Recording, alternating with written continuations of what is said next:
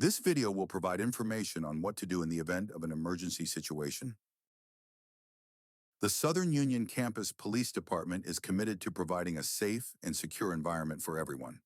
To help accomplish this goal, we strive to create awareness about some potential dangers that could occur while you are on campus. It is best to always be prepared in case one of these circumstances occur. At Southern Union, we have a program called SUSCCPD. This is an emergency notification service that will send alert notifications to your phone in the event of emergency situations, hazardous weather, and college closures. All currently enrolled students are automatically set up for this service. It is important that each student verifies his or her information and makes the necessary updates so alerts are sent to the correct phone numbers. Students will be responsible for updating their contact information. Information on updating this information can be found on the Southern Union website. In the case of an active aggressor or an active shooter, we should all plan and prepare for situations in case they occur. These types of situations are occurring more and more frequently, and it is a good idea to begin thinking about what you would do if you find yourself in a situation. Make sure to always be aware of your surroundings, pay attention to what is happening around you, and try to not become too distracted with your activity that you miss signs of danger. If you hear or see any signs of danger, please get somewhere safe, then report the situation to the police. If the buildings and classrooms go on lockdown, please use the following tips and information to stay safe. The safest thing you can do in an active shooter situation is to run away. If leaving the situation is an option, it is better to just avoid it altogether. For example, if you hear gunshots or someone screaming in the distance, get somewhere safe and away from that situation. Always report any potential dangers and suspicious activity to the police once you are in a safe location. The second best option is to hide. If you can't run, then you should try and find somewhere to hide. Everyone remembers lockdown drills from high school. The idea is to make the room or area you are in seem unoccupied. Make sure the door is locked, the lights are turned off, and all of the blinds over the windows are closed. Everyone should then move away from the window on the door. Once away from the door, everyone should crowd together on the floor out of sight of that window. Make sure to be as quiet as possible. During this time, please be there for each other, as emotions will run high if an active shooter is shooting in the building. If the perpetrator walks by the classroom you are in, you want them to see that the door is locked and the lights are off. If they do not see or hear anyone, they will move to the next classroom. You can also use things to barricade yourself inside the room. To barricade yourself, use objects like desks, tables, and chairs. Place objects in front of the door. This will make it harder for someone to force entry into the room. This will also give you more time because it will take them longer to make it through the obstacles used to barricade the door. This tip also applies to wherever you are. Remember, if this situation occurs, find a room where you can hide in and try to lock and barricade yourself in. If you can't run or hide, the only option left is to fight. You don't want to just sit there and do nothing and become a victim. Use whatever you can find inside the room as a weapon. If you are on lockdown, it is a good idea to be thinking of what you are going to do if the perpetrator enters the room. Use objects like chairs, stools, book bags, or laptops to defend yourself. Throw objects at the perpetrator and create as much distraction in the room as possible. If an active shooter comes into the room and everyone in the classroom is attacking and throwing objects at them, it will be difficult for them to shoot. There is a greater chance of surviving this encounter if everyone fights back. Use numbers in the room to overpower and disarm the perpetrator. The following information is provided by the Department of Homeland Security.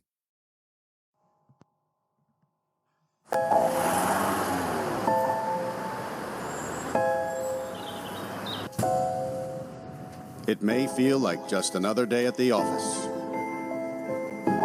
but occasionally, life feels more like an action movie than reality.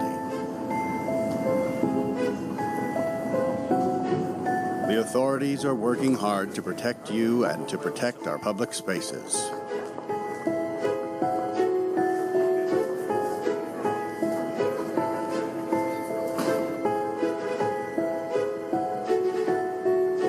But sometimes bad people do bad things.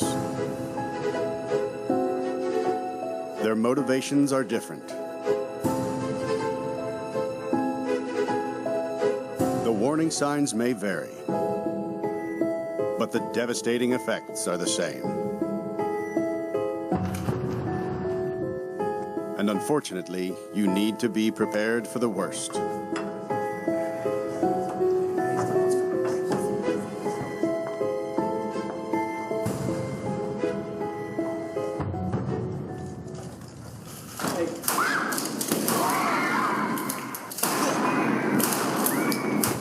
If you were ever to find yourself in the middle of an active shooter event, your survival may depend on whether or not you have a plan. The plan doesn't have to be complicated.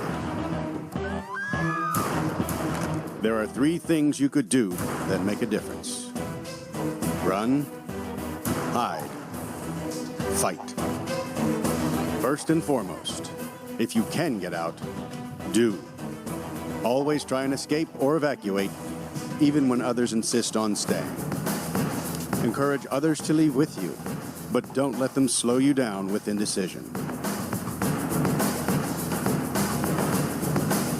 Remember what's important, you, not your stuff.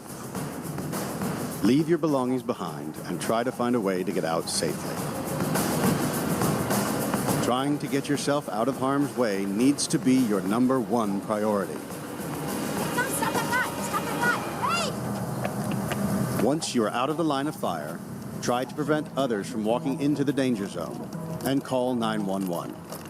Yes, we're using to watch this video.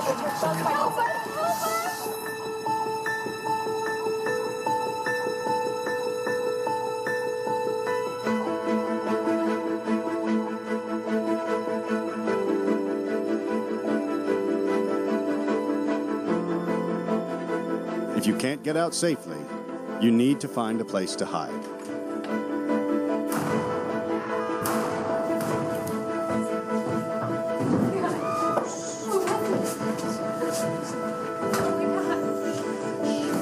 Act quickly and quietly.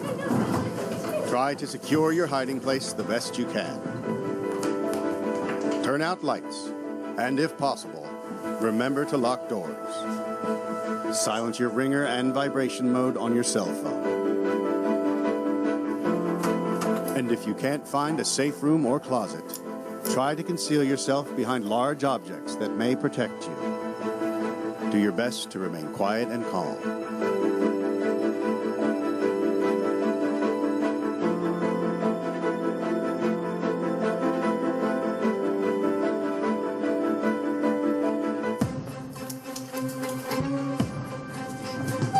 As a last resort, if your life is at risk, whether you are alone or working together as a group, fight. Act with aggression. Improvise weapons. Disarm him. And commit to taking the shooter down, no matter what.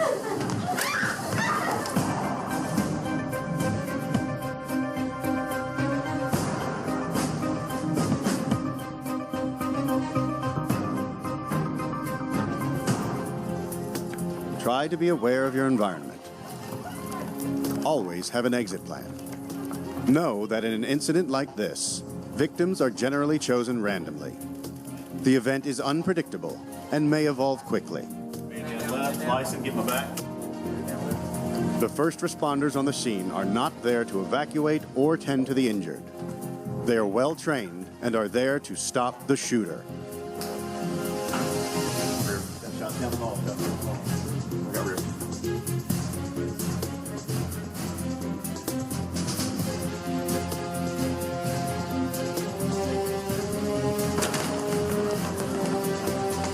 Your actions can make a difference for your safety and survival.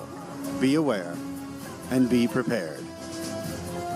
And if you find yourself facing an active shooter, there are 3 key things you need to remember to survive. Run, hide, fight.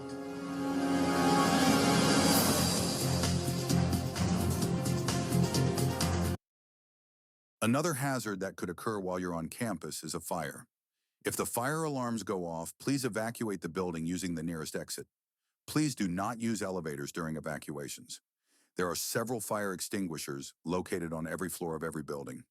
Please notice where the closest one is to your room. If you see flames or smell smoke, then start evacuating the building. There are fire alarm pull stations located at every exit. If there is a tornado nearby or occurring while you are on campus, you should plan to stay in a safe location on campus. It is best to be on the first floor of the building and to be away from any windows or glass. You also want to be sitting down and against an interior wall.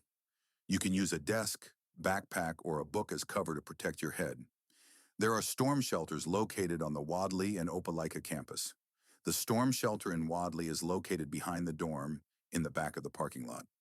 The storm shelter in Opelika is located on the far end of the Business and Technology building. There are AED defibrillators in wall-mount boxes in each building. Please make sure you are familiar with the AED locations. If someone goes into cardiac arrest, open the box and press the round button to turn on the device. Once turned on, the AED will provide you step-by-step voice instructions on how to operate it. These are very simple to use. Please remember to always dial 911 during an emergency. If you have any questions or concerns regarding the use of these defibrillators, please contact the campus police. Southern Union has many designated student parking areas. Students are required to have a Southern Union parking permit in order to park on campus. Parking permit hang tags must be visible from the outside at all times. Parking permits can be purchased online from the Southern Union Campus Police webpage. The cost of a parking permit is $20, and 2 vehicles may be registered under each permit. Students who do not have a parking permit will be fined $25. When ordering your parking permit, please make sure to put a current address as the permit will be mailed to the address provided. Permits are valid for fall, summer, and spring semesters and must be purchased every year before the fall semester. Thank you for watching this video and taking the first steps in maintaining a safe environment for everyone. If you have any questions, please reach out to the Campus Police Department.